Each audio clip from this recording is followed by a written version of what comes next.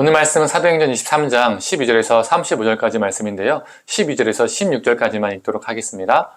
날이 새매 유대인들이 당을 지어 맹세하되 바울을 죽이기 전에는 먹지도 아니하고 마시지도 아니하겠다 하고 이같이 동맹한 자가 40여 명이더라. 대제사장들과 장로들에게 가서 말하되 우리가 바울을 죽이기 전에는 아무것도 먹지 않기로 굳게 맹세하였으니 이제 너희는 그의 사실을 더 자세히 물어보려는 척하면서 공회와 함께 천부장에게 청하여 바울을 너희에게로 데리고 내려오게 하라. 우리는 그가 가까이 오기 전에 죽이기로 준비하였노라 하였더니 바울의 생길이 그들이 매복하여 있다 함을 듣고 와서 영내에 들어가 바울에게 알린지라. 아멘. 아침 묵상을 들으시는 모든 성도님들에게 하나님의 평안이 있기를 간절히 소망합니다.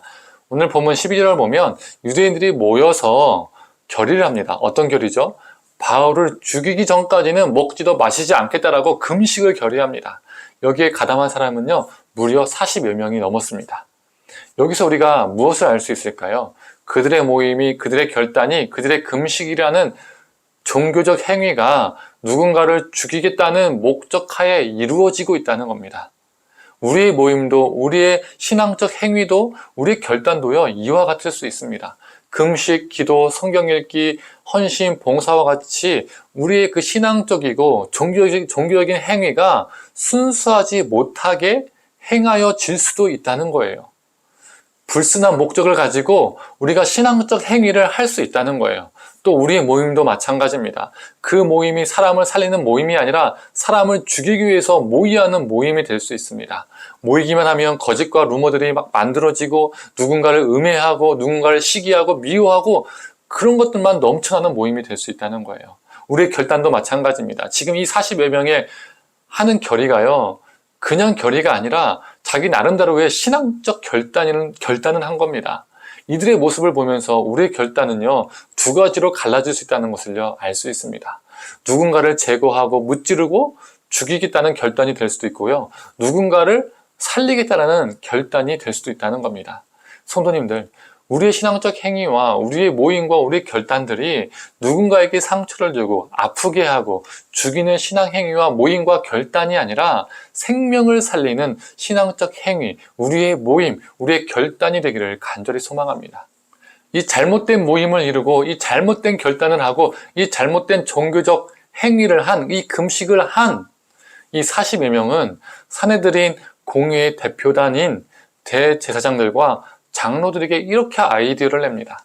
사내들인 공회와 짜서 바울을 더 신문할 것이 남아있다라고 천부장에게 청원하라는 거예요.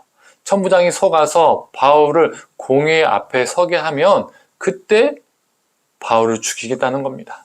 그런데 이 음모를요, 바울의 조카가 듣게 되죠. 조카는 바울에게 알리고 바울은 백부장에게 알리고 백부장은 천부장에게 알리게 됩니다. 이 사실을 알게 된 천부장은 어떻게 조치를 취하죠? 바울은 로마 시민권자잖아요. 그런데 이전에 자기가 실수로 로마 시민권자인 바울을요, 채찍으로 때렸었습니다. 그런데 만약 이번에 유대인들에게 속아서 바울을 죽게 만든다면 천부장의 입장에서는 로마 시민권자를 정당한 재판도 없이 고문도 했고 이번에는 정당한 재판도 없이 죽게 내버려두게 된 사람이 되는 겁니다. 자신의 상황이 어려워지게 되는 거죠.